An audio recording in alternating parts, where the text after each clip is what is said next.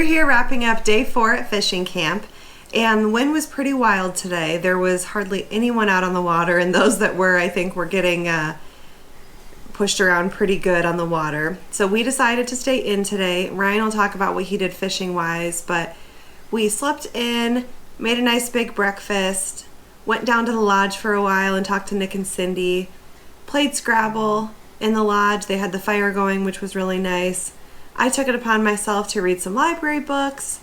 We really just relaxed, unplugged, which is something that I'm sure as any of you watching know that we just don't do at all. So it was a nice change of pace, but I know we'll be itching to get out on the water tomorrow. Yeah, and Ashley really hit the nail on the head. The weather today was, it was rough. So the last few days we've had rain every day since we've been here. The first day we showed up, the highs were in the lower 80s. This morning it was down below 50 degrees, so we had temps in the 40s, winds at 20 miles per hour, and we had gusts pushing upwards of 30. So just really tough conditions, especially the wind was out of the north. The camp's on the south side of the lake, so those waves really rolled in, and it made for some really rough boating. So we stayed in, and Ashley talked about the things we did not fishing related.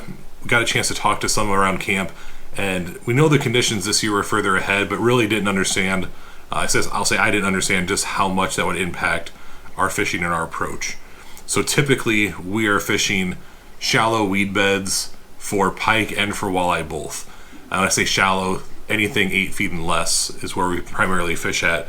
With the conditions that we had, the fish have really stopped identifying to those weed beds. So we've caught some really nice pike that you've seen so far in those cabbage beds and the weed beds, but the quantity of pike has been really low, and we're struggling to catch really the quantity and quality that we're used to catching in those spots. So we're going to shift away from fishing in those cabbage spots and fish more around structure. So trying to find those deep breaks and fish with those methods. So we're even going to move away from jigs.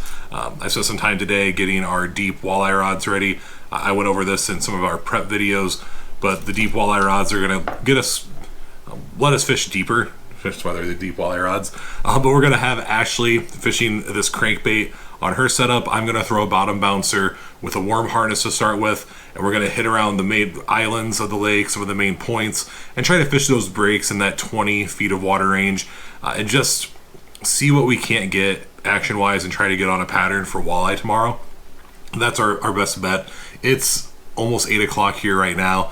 The winds are just now getting down to, the 12 to 10 mile per hour range. So we could try to sneak out at the end of the day, but really we've had a good relaxing day. We want to be able to hit it hard tomorrow when that counts. And it's kind of a chance for us to talk to you about, you go on fishing and hunting trips. Sometimes the weather plays an effect, and this is really our vlog to show what you do at that downtime and still make it an enjoyable part of our vacation.